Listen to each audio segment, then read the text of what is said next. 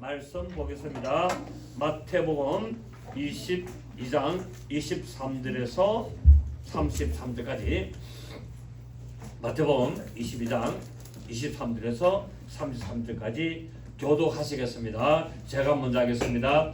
부활이 없다 하는 자는 사두개인들이 그날 예수께 와서 물어가로되 모세가 이르렀을 때 사람이 만일 자식이 없이 죽으면 그 동생이 그 아내에게 장가들어 형을 위하여 상속자로 세울지니라 하였나이다.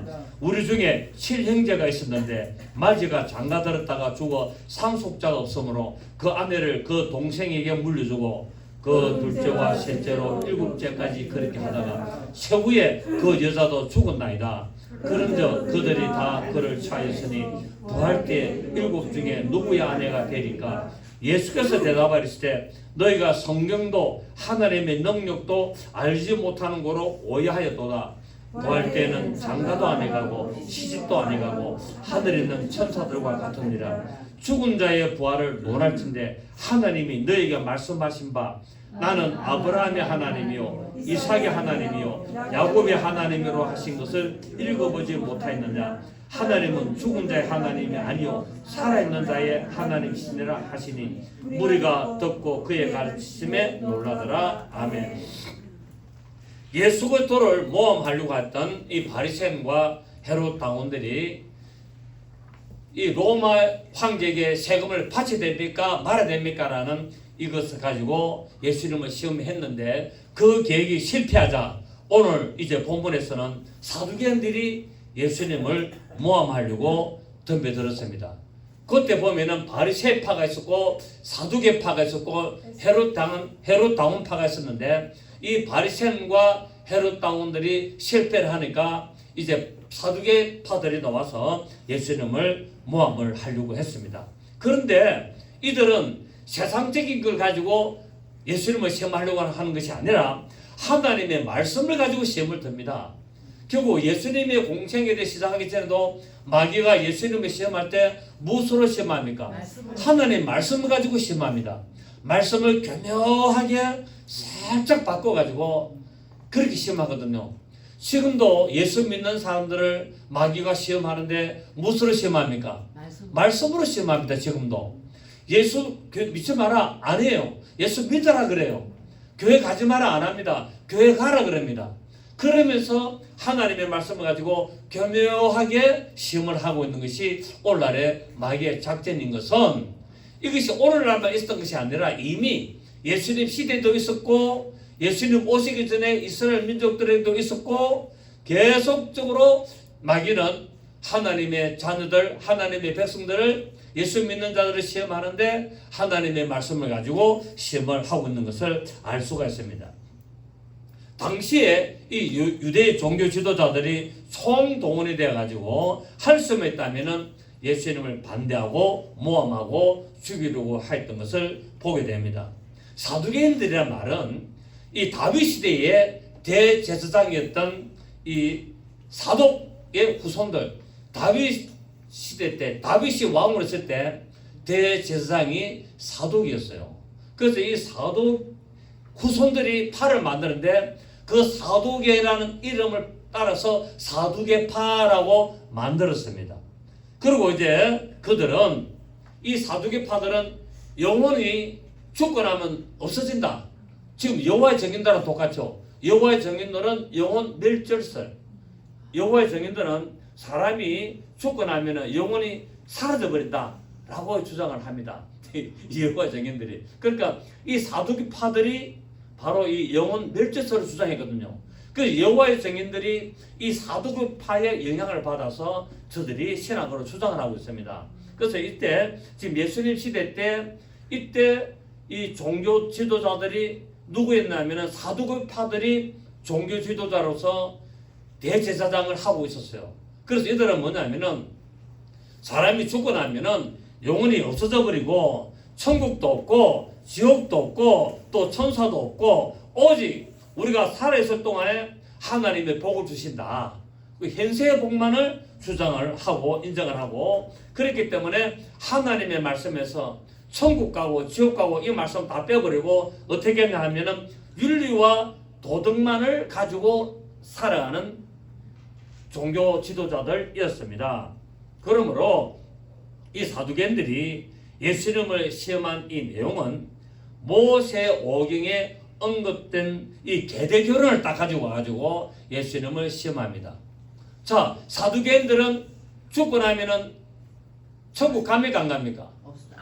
끝나는 거거든요. 그러니까 보세요, 예수님 지금 이 어떤 여자가 칠형제하고 결혼을 했는데 부활 때는 누구의 아내 되겠습니까? 하고 윤리와 도덕적인 면을 가지고 딱 나옵니다. 왜냐하면 이들은 부활을 없다라고 주장하려고 이러는 거예요 지금. 근데 성경에는 계대 결혼을 하나님이 허락하셨죠. 사두개인들이 계대 결혼에 대해서 질문하는 목적은 사람이 죽으면은 부활이 없다는 것을 말하려고 이렇게 주장을 하고 있습니다. 즉 후사가 없이 아들이 없이 죽게 되면은 동생과 결혼을 하게 되는데, 그렇게 되면은 부활을 하게 되게 되면은 누구의 아내가 되겠느냐? 윤리와 도덕적으로 심각한 문제가 일어나지 않습니까? 라고 따지게 된 겁니다. 이러한 사두개인들의 주장은 부활을 오해했고 부활을 믿지 않았기 때문에 그랬죠. 그래서 예수님께서는 대답을 하시기를 부활한 후에는 결혼하는 일이 없다. 육신을 가지고 이 땅에 살 동안에는 결혼이라는 어떤 제도가 있고 어떤 그런 것들이 필요하지만 사람이 죽고 나서 부활하고 나면은 이 세상에 사는 것처럼 다시는 결혼하는 일이 없고, 그래서 다시는 결혼할 일이 없기 때문에 누구의 아내라고 주장할 수가 없다라고 말씀하심으로 말미암아 이 사두개파들의 주장을 이렇게 무너뜨렸습니다. 신명기 25장 5절에서 10절에 보면은 이미 하나님이 계대 결혼을 허락하셨죠. 왜 하나님께서는 모세를 통하여서 계대 결혼을 허락하신다 하면은 이스라엘 가문의 족보가 끊어지지 않도록, 그럼 이스라엘 가문의 족보가 끊어지지 않도록 계대 결혼을 하신 것은 근본적으로 무슨 말하냐면은 이스라엘 민족의 그들의 사람 속에서 누구의 혈통을 통하여 메시아가 올 수가 알지 못하기 때문에 계속 내 가문에서, 나의 집안에서, 나의 혈통에서 메시아가 오기를 원했기 때문에 예수님은, 하나님은 그 예수님이 누구의 혈통이나 누구의 어떤 가문을 통하여 오실지를 모르기 때문에 바로 계대 결혼을 허락해서 대를 계속 이어가는 이런 방법을 허락하셨습니다. 또 계대 결혼을 함으로 말미암아 재산의 소유권이 다른 지파로 넘어가지 못하도록 막아주신 거예요. 그래서 이스라엘은 지파가 12지파가 있습니다. 12지파가 있어서 지파 안에서 끼리 결혼해야 되는 거예요. 지파 안에서 결혼해야 되는데 만약에 A라는 지파가에서 여자가 B라는 지파로 남자하고 결혼하게 되면은 이 A라는 지파의 재산을 가지고 B라는 지파로 넘어가기 때문에 그거를 막기 위하여서 이렇게 각 지파 안에서 계속 가문을 이어가도록 허락하신 것이 계대 결혼이었어요. 그래서 하나님이 이렇게 메시아가 누구의 몸을 통하여 날 수 있는지를 지대하도록 만들고 내 몸에서, 내 가문에서, 내 혈통에서 메시아 오기를 이렇게 소원하도록 만들기 위하여서 계대 결혼을 허락하셨고, 두 번째는 가문의 재산이 다른 지파로 넘어가지 못하도록 이렇게 보존하는 차원에서 주신 이 계대 결혼이 바로 하나님의 은혜였고 하나님의 언약의 메시아를 소망하는 방법이었습니다. 그런데 이 사두개인들은 이 말씀을 오해해서 부활이 없다라고 계속 주장을 하고 예수님을 시험하게 됐습니다. 왜냐하면 만약에 부활이 있다면 윤리적으로 천국에서 네 아내냐 내 아내냐, 형님 아내냐 형수냐 시도 뭐 이렇게 상당히 족보적으로 복잡하게 되기 때문에 이렇게 문제가 일어나는 것을 원하지 않기 때문에 이 사두개파는 없다는 겁니다. 참으로 인간적인 생각이죠. 이러한 내용을 보면서 하나님의 말씀은 절대로 인간적으로 해석하면 안 된다는 거예요. 인간적인 윤리와 도덕적으로 성경을 보게 되면은 반드시 실패하게 되고 문제가 일어나게 되는 것을 알 수 있습니다. 그래서 성경을 베드로서 1장 20절에는 성경을 사사로이 풀지 말라라고 이야기하고 있습니다. 성경을 인간적인 생각에 따라서 사사를 풀면 반드시 심각한 오류가 발생하기 때문에 그렇습니다. 성경은 우리가 임의대로 나의 기준에 맞춰서 내 생활에 맞도록 내 생각에 맞도록 이렇게 끼워 맞추는 것이 아니라는 겁니다. 오늘날의 이단들의 특징이 뭡니까? 성경을 자기들의 기준, 자기들의 생각대로 성경을 가지고 해석을 하고 성경을 그렇게 끼워 맞추기 때문에 자기들의 교류를 만들어서 심각한 부작용을 일으키는 것을 볼 수가 있다는 사실입니다. 그래서 하나님의 말씀은 절대로 윤리와 도덕 쪽으로 벗어는 안 된다는 겁니다. 우리가 판단하는 윤리와 도덕이 맞지 않더라도 하나님이 그렇게 하신 것은 반드시 이유가 있고 뜻이 있고 목적이 있다는 사실을 우리가 알아야 된다는 사실이에요. 계대결혼의 목적은 이스라엘은 하나님의 은혜의 백성이고 언약의 백성이고 택한 백성으로서 반드시 이스라엘을 통해서 메시아가 나오려는 언약을 이루시기 위하여서 대를 이어가기를 소원하는 방법이 바로 계대결혼에 있다는 사실을 알 수 있습니다. 그래서 룻게도 보면은 이 보아스가 룻을 취하여서 가문의 대를 잇게 되고 그 가문의 대를 이어서 다윗의 가문이 만들어지게 됐고 그 다윗의 가문을 통하여서 예수 그리스도가 오게 되는 이런 놀라운 일이 성경에 기록이 되었습니다. 물론 지금 오늘은 이렇게 시간이 있기 때문에 다 찾아볼 수 없습니다. 여러분이 가셔서 이 룻기를 한번 찾아보시면 되겠습니다. 그리고 또 우리가 창세기에서 유명한 유다가 자기 며느리 다말하고 육체적인 관계를 가져서 자식을 낳게 되죠. 유다에는 아들 3명이 있었어요. 아들 3명이 있었는데 큰 아들이 이렇게 자식이 없어서 죽게 됩니다. 그러다 보니까 유다가 자기 둘째 아들을 이 며느리 다말에게 또 결혼을 시킵니다. 계도 결혼을 시키죠. 왜? 유다 지파의 대를 이어가기 때문에. 그래서 유다의 장남인 엘이 자식이 없어 죽으니까 둘째 아들 오난하고 결혼을 시켰는데 이 둘째 아들이 아주 마음이 고약했어요. 왜냐하면은 내가 형수하고 결혼을 해가지고 자식을 낳으면은 내 자식이 안 되고 형님 자식으로 이름이 올라가기 때문에 억울하게 생각해가지고 사정을 갖다가 밖에다 사정을 해버립니다. 밖에다 사정을 하니까 그래서 하나님이 그것을 악하게 보셔가지고 오난을 갖다가 죽여버리죠. 그래서 이 자유행위 한다는 것을 오난이라 그러는데 그 오난이라는 말이 바로 여기서 나왔습니다.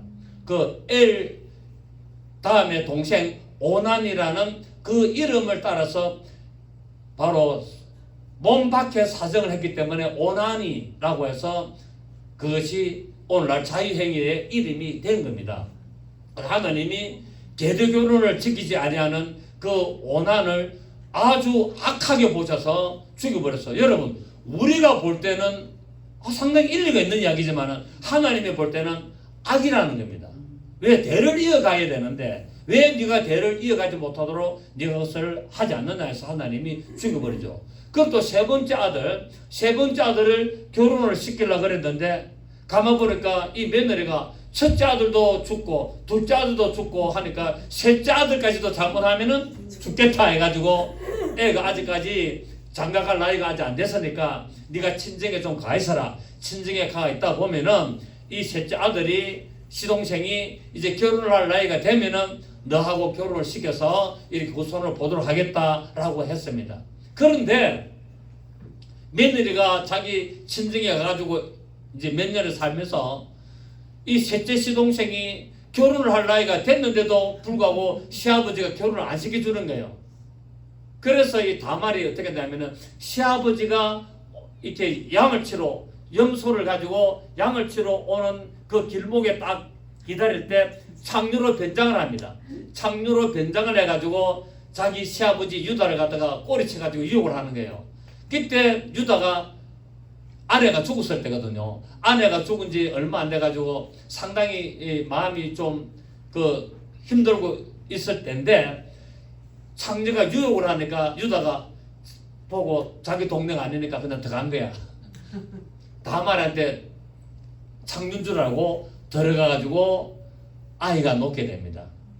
그래서 손자이면서 아들이 되는 거예요. 그래서 그 손자이면서 아들이 되는 베레스하고 나오게 되는데 그 아이가 예수 그리스도의 족보에 들어가게 됩니다.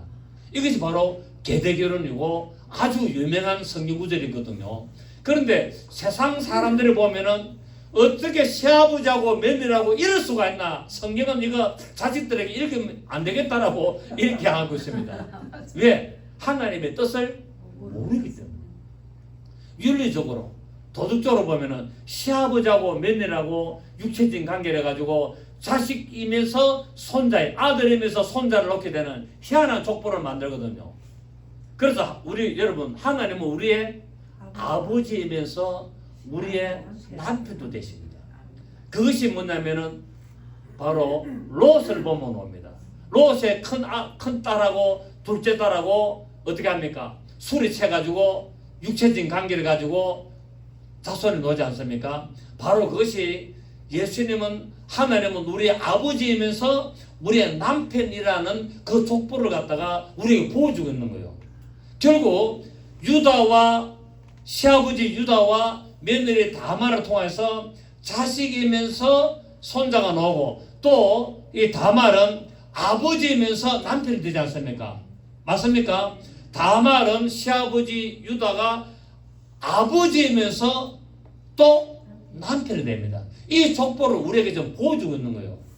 그래서 우리는 하나님은 우리의 영원하신 아버지이면서 우리의 영원한 남편 되십니다. 할렐루야. 아멘. 결국 왜? 그걸 통해서 우리가 하나님의 영원한 믿음의 자녀가 된다는 사실을 우리에게 보여주고 있다는 사실이에요. 그래서 성경을 믿음의 눈으로 보고 하나님의 뜻으로 봐야만이 성경이 이해가 되지, 윤리와 도덕적으로 보면은 수상놈들이 기록한 책이에요. 수상놈들이죠. 윤리와 도덕적으로 맞지 않는 책이에요.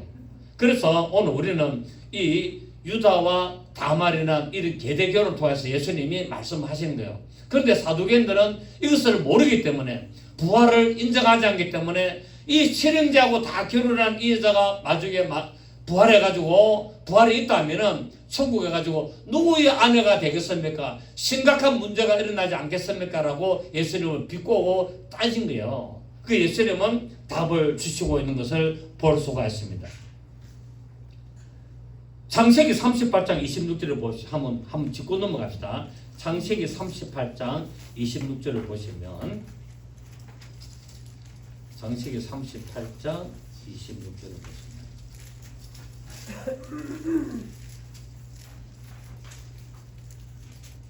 그래서 이제 유다가 저 며느리를 잡아 죽여라라고 하죠. 불태워 죽여라 이렇게 합니다. 그때 이 다말이 시아버지, 이 아이들의 아버지가 누구냐라고 하면서 증거를 내놓는데, 그때 26절에 뭐라고 그럽니까?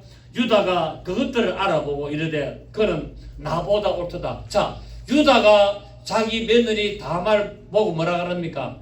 그는 나보다도 옳다. 나는 내 셋째 아들이 죽을까 싶어서 결혼을 안 시켰는데, 그럼에도 불구하고 이 며느리는 나를 유혹해서 우리 집의 가문의 대를 이어가기 때문에 그는 나보다도 옳다라고 말하고 있습니다. 그래서 믿음은 유다보다도 다말이 더 좋았어요. 아멘. 유다보다도 다말이 더 좋은 것을 알 수가 있습니다. 또 우리가 잘 아는 요한복음에 나오는 수가성의 여인, 이 수가성의 여인을 갖다가 사람들은 장녀라 그러지 않습니까? 미안하지만 장녀가 아니었어요. 이 수가성의 여인은 행실이 부정한 여인이 아니라 이스라엘의 율법의 계대 결혼을 통해서 자기 가문의 대를 이어가기를 기다릴 겁니다. 그래서 남편이 5이라는 남편. 지금 예수님 오늘 본문에는 친형제가 여자가 남편이 몇 명이었습니까? 7명이었어요. 근데 이 수가성의 여인은 2명 모자라요. 2명 모자라요. 5명이었어요. 이 여자는 행실이 나쁜 장녀가 아니라 바로 내 몸에서, 내가 이 집안에 시집온 이 집안에서 내가 5 형제하고 내가 결혼을 하면서까지 내 몸에서 대를 이어가고 이 가문의 대를 이어서 내 가문에서 이 가문에서 메시아가 나오기를 소망했던 믿음의 여인이었어요. 그래서 이 여자가 가로되 주여 내가 보니 선지자로소이다라고 고백했고 또 이 여자가 가로되 메시아라는 바로 그리스도라는 이가 오실 줄 알았으니 그가 오시면은 모든 것을 우리에게 구하시리라고 말씀했습니다. 그리고 여자가 물동이를 버려두고 동네 가가지고 사람들에게 나의 행한 모든 일을 내게 말한 사람을 와보라 이는 그리스도가 아니냐라고 하니까 동네 사람들이 그 여자의 말을 듣고 다 모이들었어요. 만약에 이 여자가 장녀였다면 동네 사람은 이 여자의 말을 안 듣죠. 장녀 말을 왜 들어요? 그런데 이 여자가 동네 가가지고 메시아가 왔다라고 소리하니까 동네 사람들이 그 더운 시간에 그 더운 정오에 다 나와서 메시아를 만나러 온 것을 볼 수 있습니다. 이것을 봐도 이 여자는 동네에서 인정을 받는 여인이었어요. 이 여자의 말 한마디에 동네 사람들이 다 나온 거예요. 이 여자는 장녀가 아니에요. 행실이 부정한 여인이 아니었어요. 바로 메시아를 소망했고 이 집안의 가문의 대를 이어가기를 소원했던 믿음의 여인이었어요. 그래서 여자가 뭐라 그럽니까?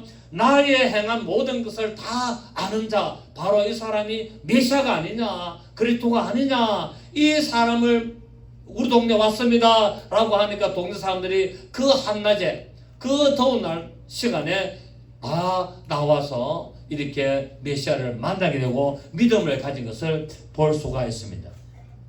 우리가 육체로 죽고 부활 때는 모두 다 하늘의 천사들과 같습니다. 자, 그래서 오늘 예수님 본문에서 뭐라고 말씀하십니까? 너희가 성경과 하나님의 능력을 알지 못하는 거로 오해하였도다라고 말하고 있습니다. 자, 오늘 본문 보십시오. 본문 29절에 보면은 이 사두개인들이 7 중에 누구의 아내가 되리까라고 하니까 예수께서 대답하여 이르시되 너희가 뭐도 성경도 하나님의 능력도 알지 못하는 거로 오해하도다. 그러니까 성경을 여러분 사두개인들이 성경을 몰랐을까요? 성경을 그야말로 능통하게 알았죠. 왜냐하면 종교 지도자들이기 때문에. 그런데 이들은 성경을 뭐했다? 알기는 알았으나 오해했다는 거예요. 성경을 알기는 알았으나 오해했다. 그리고 뭡니까? 부활이 없다라고 주장했는데 부활이 있고 또 천국에 가면은 7 형제의 누구의 아내도 되지 않는다는 그 하나님의 능력도 너희들이 오해했다는 겁니다. 우리가 육체로는 죽고 부활 때는 다 하늘의 천사와 같습니다. 왜? 천사는 결혼을 안 하잖아요. 천사는 결혼 안 합니다. 그렇기 때문에 천사가 결혼 안 하는데 장세에 보면은 하나님의 아들들이 사람의 딸들을 아름다움을 보고 결혼을 했다고 말하잖아요. 그래서 이 하나님의 아들들을 천사들이라고 주장하는 사람들이 많이 있습니다. 미국의 그 유명한 벤자민 오 목사, 우리 한국 목사, 그분도 이 하나님의 아들을 천사로 보더라고요. 성경을 오해했습니다. 하나님의 능력을 오해했습니다. 이 하나님의 아들들이 사람의 딸들의 아름다움을 보고 아내를 취했다 할 때 이 하나님의 아들들은 천사가 아니에요. 천사는 시집도 안 가고 장가도 안 해가기 때문에 바로 천사가 이 창세기 때 사람의 딸들을 보고 결혼해가지고 네피림을 낳았다는 말은 엉터리고 안 맞다는 사실이에요. 바로 육체를 가진 인간들입니다, 여러분. 믿음의 후손, 셋의 후손으로 볼 수도 있겠죠. 하나님의 아들들은. 그리고 이 사람의 딸들은 믿음이 없는 가인의 후손으로도 볼 수도 있고 하여튼 그렇습니다만 제가 이게 대해서는 또 다음에 제가 말씀을 드리겠습니다. 이 세상에서 부모와 형제의 만남은 혈육을 통해서 만남이고 죽고 나면은 형제로서의 관계는 끝납니다, 여러분. 여러분, 우리가 살아있을 동안에 내가 살아있을 동안에 부모고 형제입니다. 아시겠습니까? 근데 내 육체가 깨지면은 그때부터 부모와 형제의 관계는 다 끝나는 겁니다. 다 끝나는 겁니다. 천국에 가서 그때가 천국에 가지고 아버지, 어머니, 사랑하는 동생아, 형님, 누나야 이거 없습니다, 여러분. 왜? 천국 다 하나님의 자녀이기 때문에. 아멘. 천국 가면 전부 다 뭡니까? 하나님의 자녀. 그래서 어떤 우리나라는 뭐 동방예의지국이 돼가지고 할아버지도 하나님 보고 아버지, 그 아버지도 하나님 보고 아버지, 자식도 하나님 보고 아버지, 손자도 하나님 보고 아버지. 무슨 기독교는 족보가 개족보냐 이렇게 이야기합니다. 다 아버지라 그러잖아. 할아버지도 아버지라 그러고 아버지도 아버지라 그러고 손자도 아버지라 그러고 다 그렇잖아요. 여러분 이거는 뭐냐면은 죽고 나서 부활하고 천국 가면은 결혼과 어떤 육체적인 관계가 없고 모두 다 하나님의 동일한 자녀가 되기 때문에 하나님을 다 아버지라 부르는 겁니다. 아시겠습니까? 그때 가면은 뭐 부모라는 개념이 다 없는 거예요. 모두 다 하나님을 아버지로 봅니다. 왜? 그분으로부터 다 나왔기 때문에. 아멘. 그래서 여러분 지금 살아계실 동안에 부모와 자식 간의 관계를 잘 하시기를 바랍니다. 부모와 자식 간의 관계를 잘하고 형제 간의 우애가 좋고 그렇게 믿음으로 살아가는 거예요. 그래서 천국 가가지고 뭡니까? 우리가 다 하나님을 한 아버지로 우리가 섬기며 살아가는 삶을 살 수가 있습니다. 육신을 가질 때는 생육과 번성의 복을 누리고 부활 후에는 생육과 번성이 없습니다. 천국에 가면 시집가고 장가가지고 또 애 놓고 이런 거 없다니까요. 이미 영적인 만남으로 만나는 것이지 육적인 만남으로 만나는 것이 아닙니다. 왜냐하면 영원히 죽음이 없기 때문에. 천국에는 영원히 죽음이 없기 때문에 육신의 관계는 끝납니다. 그러므로 하나님께서는 이 살아있는 혈육을 통해서 자녀를 생산하도록 하나님은 하셔서 경건의 자손을 얻고자 했다는 사실이에요. 즉 우리에게 여자와 남자를 주셔서 이렇게 결혼을 통해서 자식을 낳는 목적은 뭐 하려고요? 하나님의 경건한 자손을 얻게 하려고 그렇게 하신다는 거예요. 그래서 우리가 결혼해가지고 자녀를 낳았으면 내 몸에서 나온 자녀가 반드시 어떤 자녀가 돼야 된다? 하나님을 경건하게 섬기는 자녀가 돼야 된다는 거예요. 그래서 부모는 자식을 믿음의 자녀로 키워야 될 책임과 의무가 있는 거예요. 아멘. 자식은 내가 낳았다고 해서 내 자식이 아니에요. 하나님의 자식입니다. 왜? 다 하나님을 아버지라 부르기 때문에. 그래서 내가 자식을 낳으면은 내 육신의 자식이지만은 하나님의 자식이기 때문에 하나님의 자식으로 만들도록 최선을 다하고 믿음의 자녀로 만들려고 우리가 최선을 다해야 된다는 사실이에요. 그래서 여러분에게 자녀가 있다면은 아직까지 믿지 않는 자녀가 있다면은 어떻게 하시든지 믿음의 자녀로 만드시기를 바랍니다. 믿음의 자녀로 만들려고 그 자식을 하나님이 나를 통하여 주신 거예요. 아멘. 그렇기 때문에 내 몸에서 나온 자식은 내 몸에서 나온 자식이라고 내 마음대로 죽이고 동반자살하고 하는 것이 아니라 할 수만 있다면 어떻게 하든지 살려서 하나님을 믿게 만들고 예수를 믿어서 하나님이 기뻐하시는 자녀로 만들어 이 세상에서 성공하는 자녀로 만들어야 될 줄 믿습니다. 아멘. 그게 하나님이 나에게 맡겨주신 책임과 업무예요. 그래서 내가 결혼해가지고 자녀를 낳으면 자녀를 잘 키워야 되는 거예요. 자녀를 잘 키워서 건강하게 키우고 이렇게 똑똑하게 키우고 공부도 많이 시키고 이렇게 해가지고 그 자녀가 성공해서 무엇보다도 하나님을 잘 알고 잘 섬기고 말씀을 잘 아는 믿음의 자녀로 만들어야 될 필요가 있다는 사실입니다. 그래서 천사들에게는 바로 결혼이 없는 것은 경건한 자손을 낳는 것이 아니기 때문에 그렇습니다.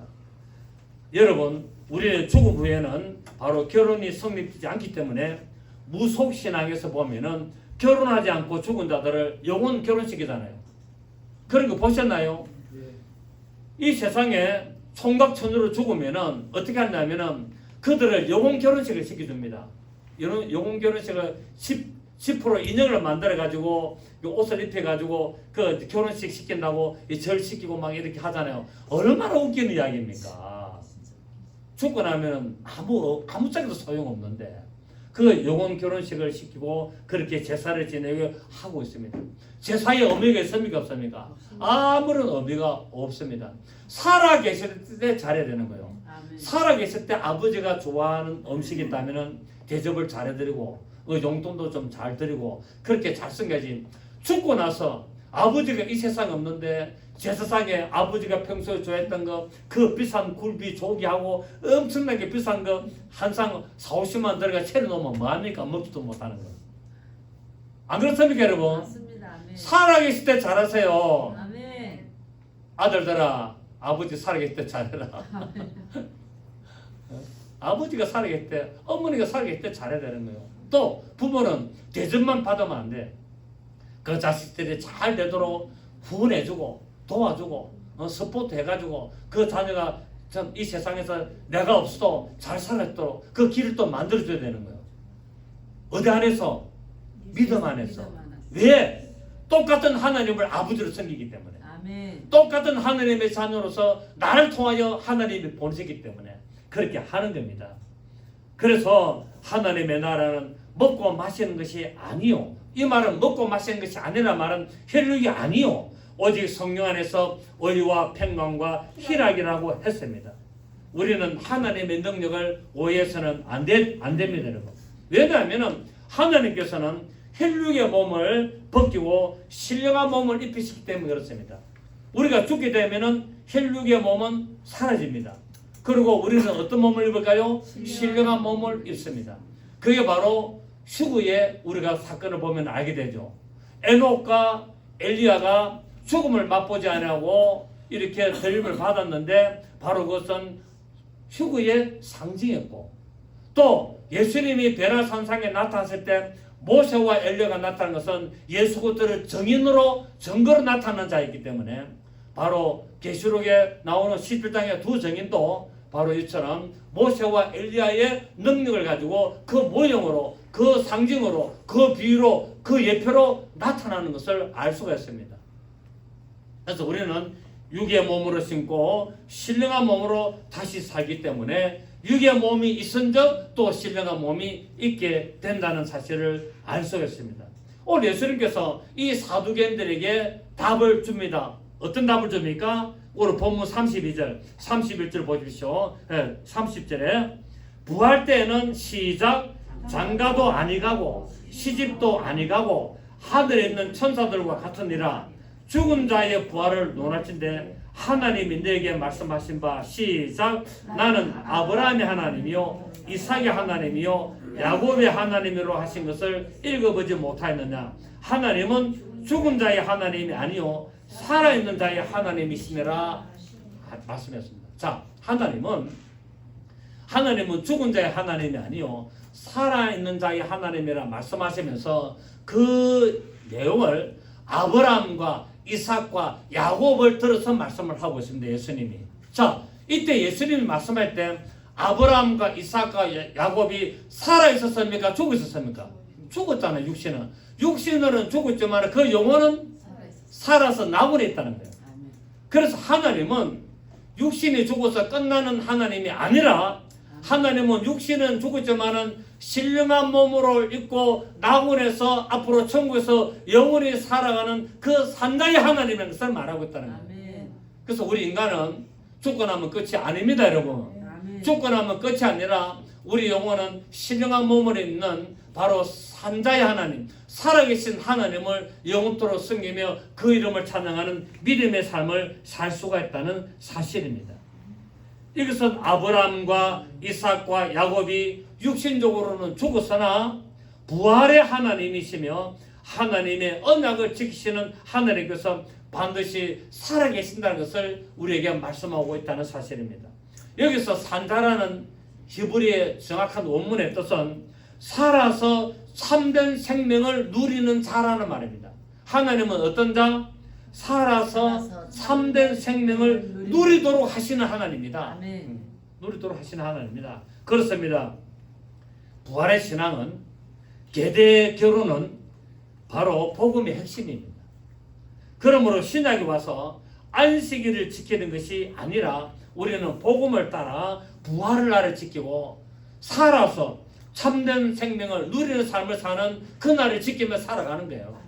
이게 바로 오늘 계대교련의 목적이었고 예수님이 이 계대교련을 통하여 나오신 것을 말씀하고 있고 이것을 통하여서 우리 사람들은 죽고 나면 끝이 아니라 영원히 살아있는 존재라는 것을 우리에게 말씀하고 있습니다.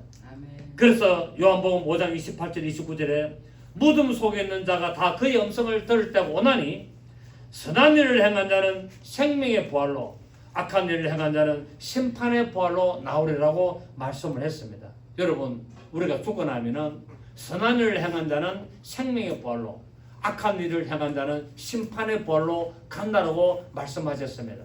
여기서 선한 일이라는 말은 착하고 좋은 일을 했다는 말이 아니라 생명을 사모한 일을 한 자, 그 믿음을 바라보며 사는 자가 선한 일을 행한 자예요. 아멘. 악한 일을 행한 말은 뭡니까? 바로 세상에 남을 등치고 못되게 하고 사기치고 했다는 의미가 아니라, 그것도 넓은 의미에는 들어갑니다만은 바로 생명을 바라보지 않고 예수를 믿지 않고 하나님을 바라보지 아니하고 지 마음대로 살았던 자를 악한 자라고 말하고 있습니다. 그래서 성경에서는 10편 14편에서는 하나님이 없다는 자를 어리석은 자라 그러고 하나님이 없다는 자를 불량배라고 말씀을 하고 있다고 말씀을 전했습니다. 여러분, 하나님이 없다는 자들은 어떤 자들이다? 불량배라는 불량배. 또 하나님이 없다고 말하는 자를 어떤 자들이다? 어리석은 자라고 말하고 있습니다. 이 자들이 어떤 자들이냐? 악한 자들이 되어서 심판의 벌로 나오게 되고 하나님을 사랑하고 하나님께 영광을 드리고 하나님 이름을 찬양하며 나간 자를 선한 일을 한 자로서 하나님의 영원한 그 생명의 벌로 들어가는 것을 오늘 우리에게 보여주고 있습니다. 왜? 하나님은 아브라함과 이삭과 야곱처럼 바로 지금도 살아있어서 하나님의 영광을 찬양하고 하나님을 이름을 높이는 그 믿음의 후손으로 나가는 우리들의 살아있는 하나님이기 때문에 그렇습니다. 여러분, 우리는 현실에 집착하는 종교적인 삶을 버리고 정말 오직 하나님의 말씀에 대한 절대적인 믿음과 온전한 순종의 자세를 가져야 될 줄로 믿습니다. 그러한 믿음을 가지고 2023년 한 해를 성공하는 여러분 되시기를 예수 이름으로 축복합니다. 살아계신 하나님 아버지 감사드립니다. 오늘 우리는 이 계대결혼의 이 내용을 통해서 하나님은 죽은 자의 하나님이 아니라 살아있는 자 하나님이라는 것을 알게 되고 성경도 깨달아 나가게 됐음을 알 수 있습니다. 우리에게 날마다 하나님의 그 생명의 말씀 깨달을 수 있는 성령의 충만함을 다해 주옵시고 성경의 지식을 어찌되게 깨달도록 지혜를 다하여 주시옵소서. 예수님의 이름으로 기도드리옵나이다. 아멘.